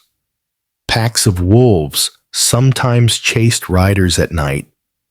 Rattlesnakes coiled in trailside brush, and mountain lions stalked the high passes. But even more dangerous than wildlife were the bandits and bushwhackers who knew that a rider's mochila contained valuable letters, some even laced with gold dust or money orders. Though the riders carried revolvers, they were outnumbered, and stopping meant risking both life and mission. Tensions with Native American tribes also boiled over during the Pony Express's brief existence.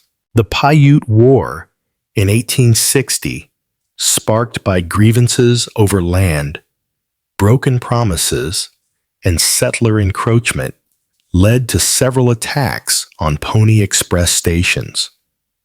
Riders were ambushed, station keepers were killed, and multiple stations were burned to the ground.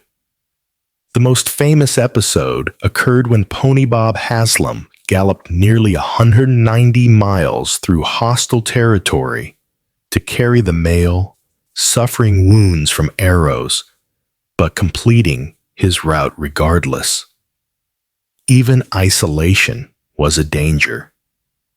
Riders were alone, often for hours, with nothing but their horse, their weapon, and the looming dark. A broken leg, an injured horse, or a missed station could mean dying alone in the wilderness. Never found, and yet they rode. Despite all this, the system endured. Mail was delayed, but rarely lost. Riders were occasionally wounded, but they almost always made it through. In 18 months of operation, only a handful of men were killed on the job. The Pony Express wasn't a fantasy of the Wild West. It was a brutal, often terrifying reality. But in surviving these dangers, the riders became legends, proving that even the most unforgiving terrain could be tamed, if only for long enough to deliver the mail.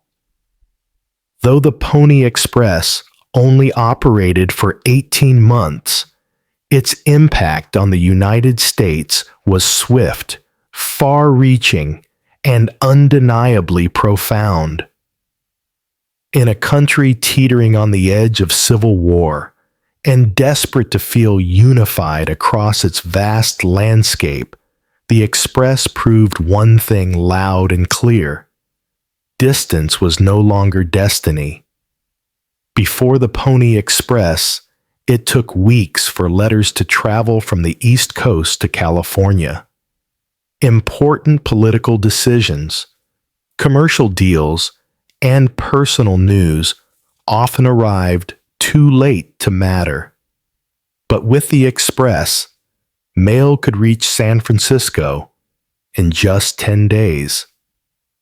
Suddenly, Californians were no longer out of sync with the rest of the country. Businesses grew bolder. Newspapers could report near real-time updates from across the nation. Families felt closer, and most importantly, the Union felt more connected, which would become critical as the Civil War loomed. Politically, the Express also reassured the federal government that the West was within reach.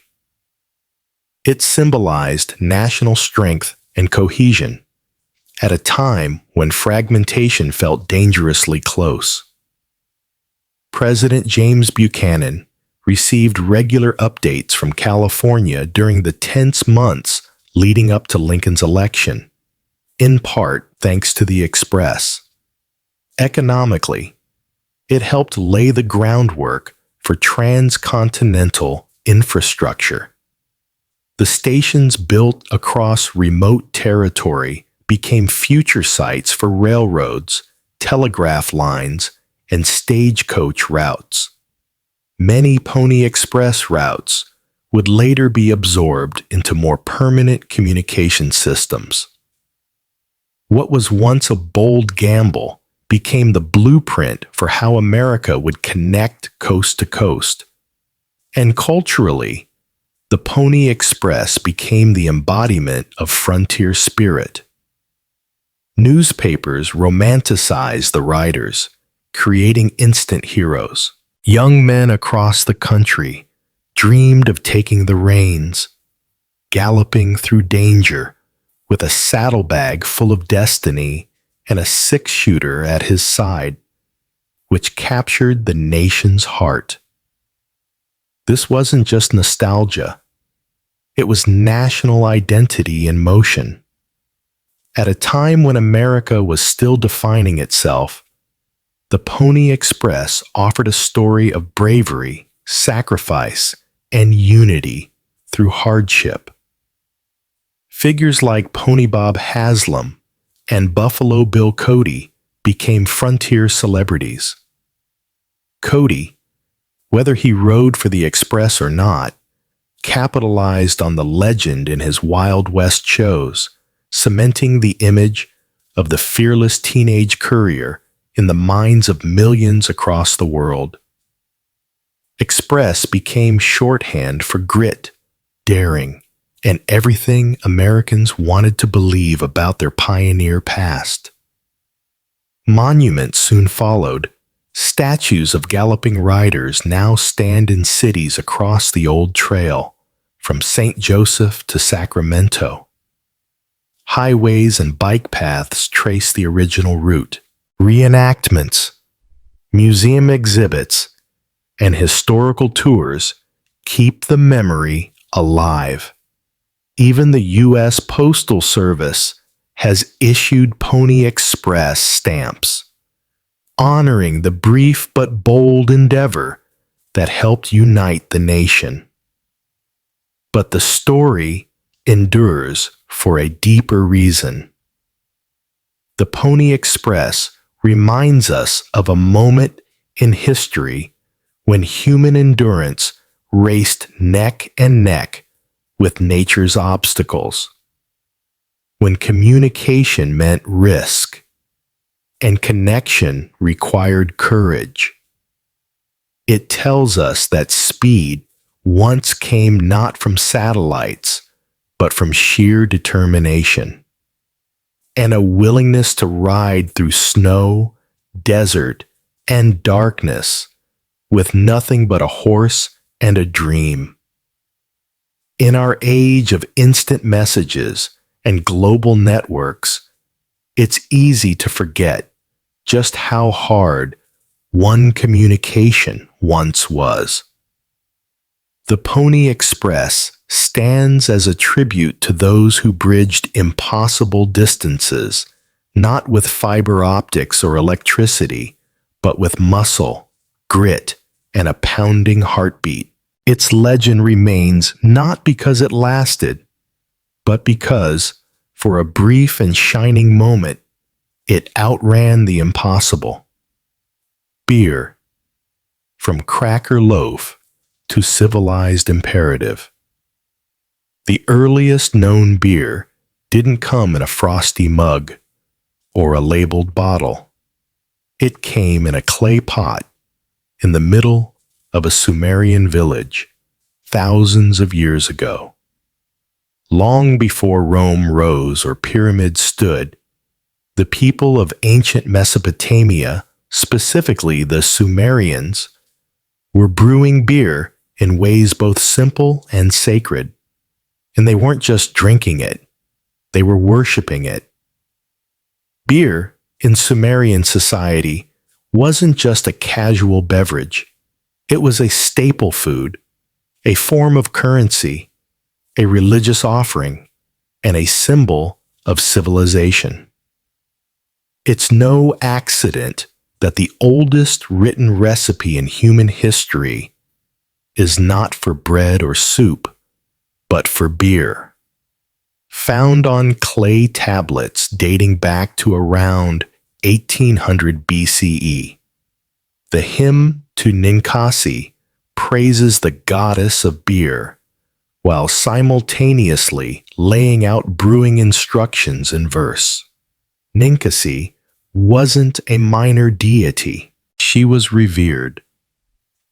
To brew beer was to invoke her presence. The brewing process was both practical and poetic.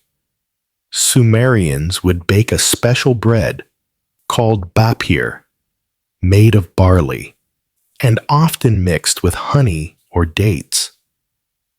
This bread was then crumbled into large vats, mixed with water, and left to ferment naturally. The result wasn't anything like modern beer. It was thick, cloudy, and low in alcohol. More like a nutritious gruel, and it was essential to daily life. Water in the ancient world was often contaminated, but beer, thanks to its fermentation process, was safer.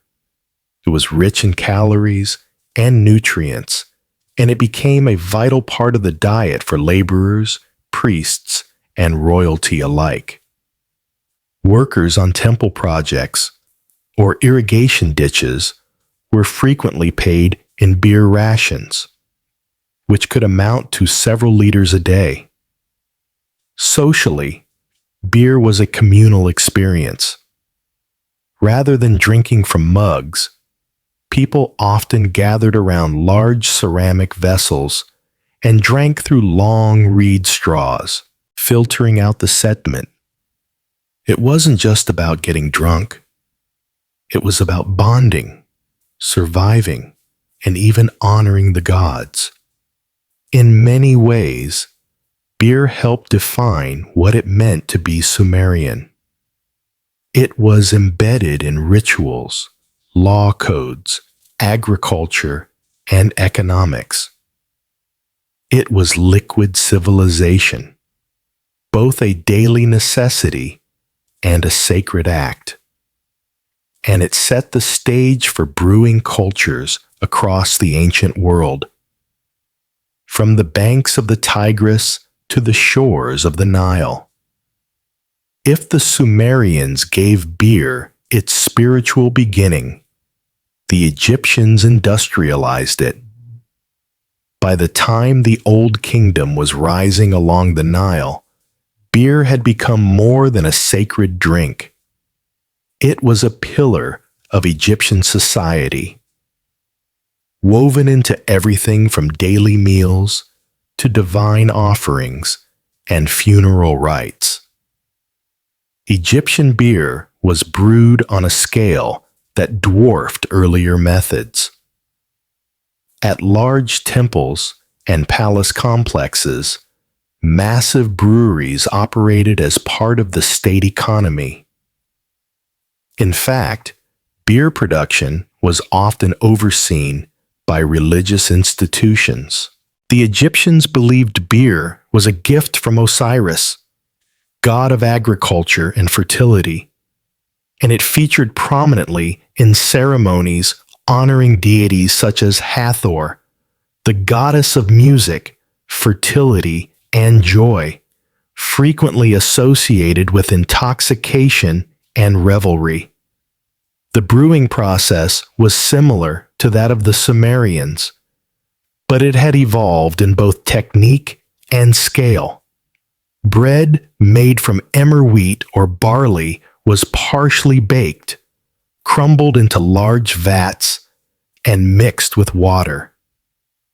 Dates or honey were added for sweetness, and the mixture was left to ferment in ceramic jars.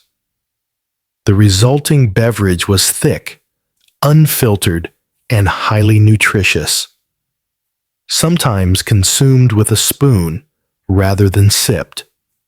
Filtering was optional. Some versions were consumed with straws to avoid sediment. Others were so nutritious that beer was considered an entire meal itself, especially for laborers and the poor. Temperature played a key role. In hot climates like Egypt and Mesopotamia, brewers timed their work carefully and used cool storage pits or shaded courtyards to control the environment. In some cases, beer was aged in sealed clay jars, while in others, it was meant to be consumed fresh. Brewing tools included large clay vessels, wooden paddles, woven sieves, and sometimes stone hearths for heating. Everything was made by hand, and every batch was slightly different. But the knowledge was passed down orally or ritually, preserved through repetition, song, and prayer, just like the hymn to Ninkasi. Far from primitive, ancient brewing techniques were sophisticated adaptations to local climate, grains, and cultural preferences. They reflect not just culinary skill, but an intimate relationship with nature, time, and transformation. A kind of alchemy where grain and water became a sacred social elixir. As beer became central to daily life, its role expanded far beyond the household or temple. In many ancient civilizations, beer was not just a beverage, it was currency, commodity, and economic engine. From workers' wages to state taxes, beer was woven directly into the fabric of ancient commerce. In Mesopotamia, beer was a key component of the ration system. Workers, including builders, farmers, and even scribes, received daily portions of beer as part of their standard pay. The amount and quality varied by rank. Higher officials received more refined beer, while laborers got thicker, coarser varieties.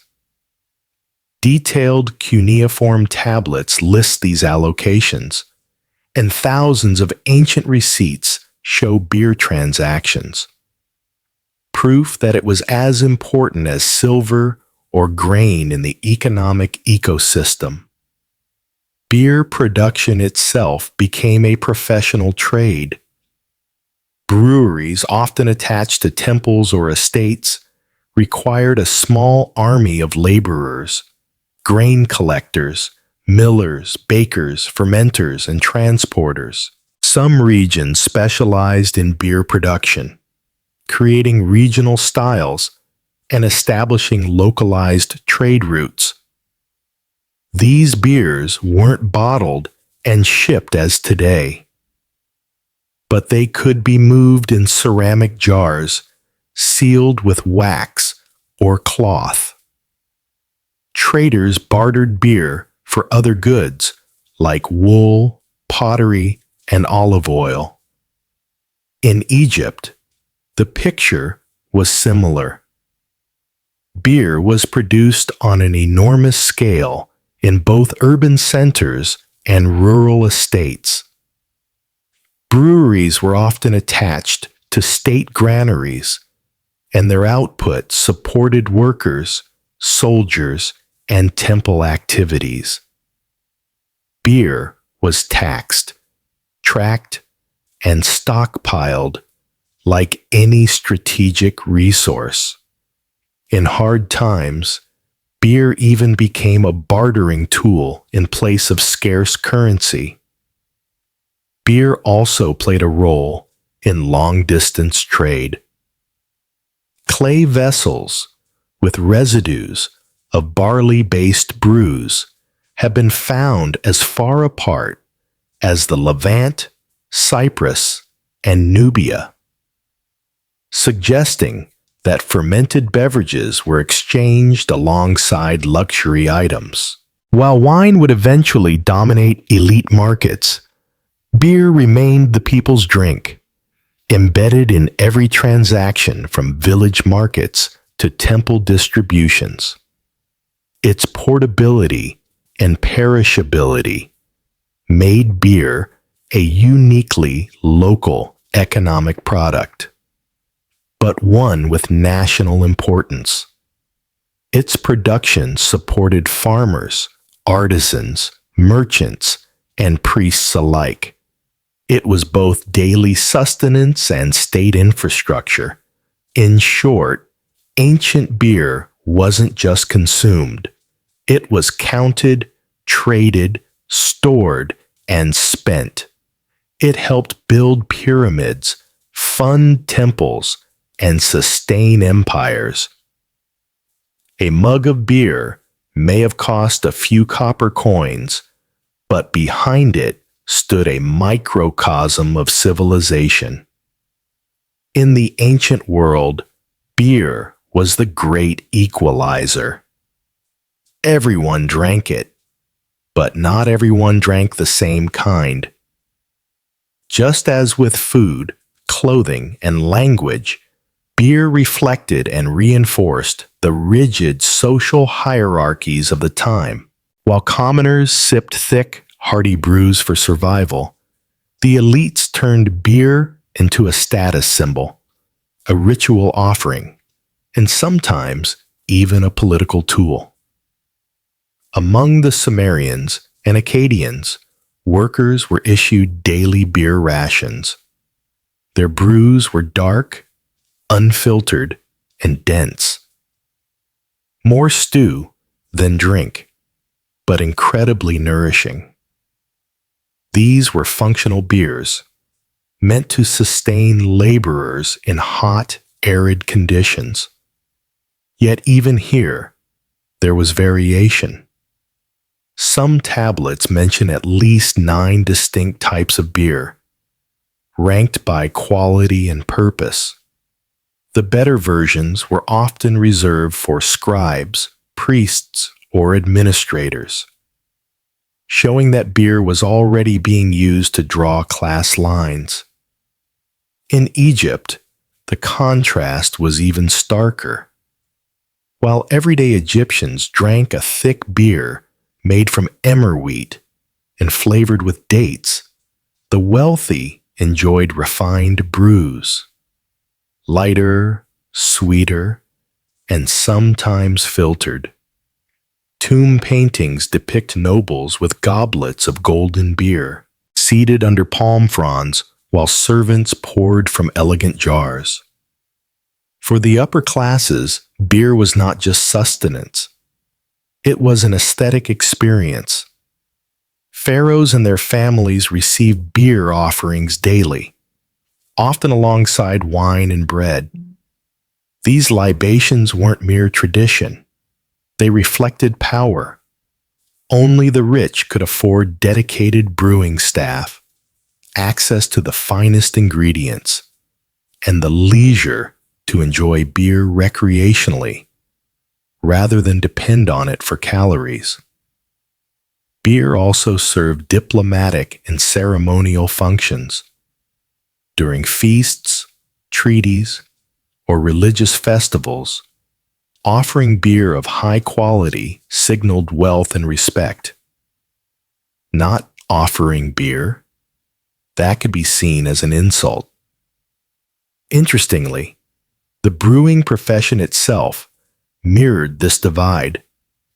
In homes and villages, women or slaves typically brewed the family's supply, but in temples or elite households, professional brewers, sometimes trained and salaried, handled production. The beer that flowed from temple vats was better regulated, better taxed, and more politically significant. So, While beer was universal, its taste, texture, and meaning varied wildly depending on who you were. For some, it was daily fuel. For others, it was an expression of divinity, wealth, and refinement. In every jar, ancient beer carried not just flavor, but a quiet signature of social status, foaming at the rim. Though thousands of years have passed since Sumerian priestesses chanted to Ninkasi or Egyptian workers sipped beer beneath pyramid shadows, the legacy of ancient brewing still lives on. In our recipes, rituals, economies, and cultural memory, beer, perhaps more than any other beverage, connects us to the earliest expressions of civilization. Modern brewing owes a great debt to the ancient world. Many techniques we take for granted today, malting grain, fermenting with wild yeast, flavoring with herbs or fruit, were pioneered by brewers with no microscopes or thermometers. Instead, they relied on intuition, tradition, and trial and error, guided by oral wisdom and spiritual reverence. These methods form the foundation of what would eventually become scientific brewing in later eras. The ancient attitude toward beer also lingers in cultural traditions. In places like Ethiopia, Peru, and rural Eastern Europe, communities still brew beer in ceramic vessels, often using age-old recipes passed down through families. Echoes of Sumerian and Egyptian kitchens. In these places, brewing is not just a hobby or business. It's a ritual of community, just as it was 5,000 years ago. The symbolic power of beer has also endured. Festivals, holidays, and social gatherings around the world still feature beer as a central offering. A drink of celebration, bonding, and identity. Even the communal pint at the pub carries the same spirit as the ancient Sumerian clay pot shared by reed straws. Beer as a bridge between people. Academically, the study of ancient brewing has sparked a growing field known as bioarchaeology. Using residue analysis, scientists have reconstructed ancient beer recipes, brewed them, and even sold them commercially. Experimental archaeology projects have successfully brewed beer from ancient Egyptian tomb recipes, offering modern people a literal taste of history. Perhaps most importantly, ancient beer reminds us that civilization wasn't just built on conquest, stone, or steel.